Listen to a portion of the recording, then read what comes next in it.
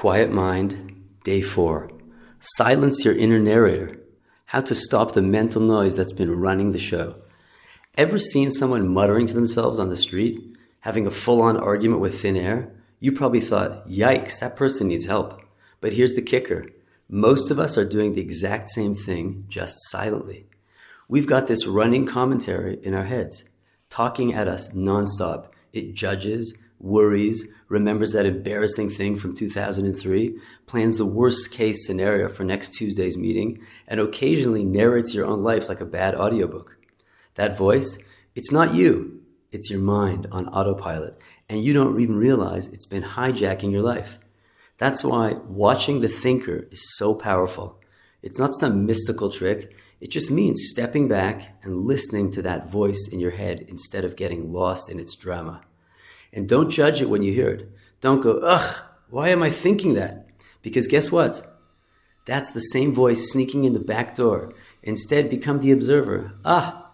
There's that anxious loop again. Suddenly a tiny gap appears.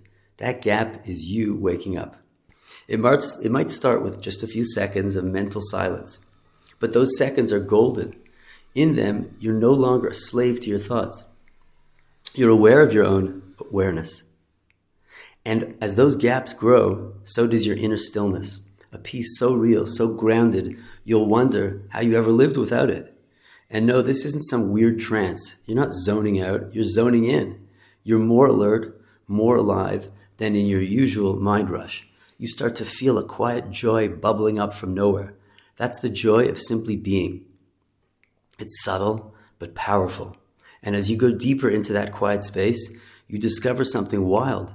There's a version of you that's not defined by your body, your job, your past, or your thoughts. It's just presence, pure, peaceful, unshakable.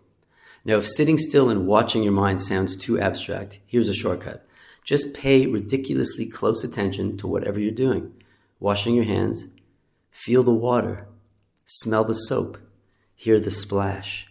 Walking upstairs, notice every step. Breathing in the car before you start it. Good. You're not doing these things to get somewhere. You're doing them to arrive in the present moment. That's how you practice no mind in real life. And here's the funny thing. The more you do this, the less seriously you take the voice in your head. One day you might even laugh at it, like watching a toddler throw a tantrum over a broken crayon. That's when you know you're free. But wait, you say, don't I need my mind to survive in this crazy world? Absolutely. Your mind is an amazing tool. But that's the thing. It's a tool. It's not supposed to run the whole show.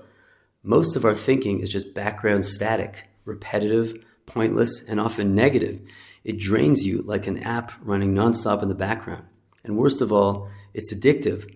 We think we have to think or we'll disappear. But that's just the ego talking. The ego is that made-up version of you, built from memories, fears, hopes, and Instagram-worthy projections. It can't survive in the now. That's why it drags you into the past to keep its story alive or shoves you into the future chasing some fantasy of peace. It never wants you fully here because in the present it has no power. Want real freedom? Learn to disidentify from that egoic mind. Every time you catch yourself in the middle of a thought and pause, just breathe and watch. You reclaim a little more of your awareness. You step out of the illusion. You touch the real you, the one who's been quietly watching all along. And that right there is the beginning of everything you've been searching for.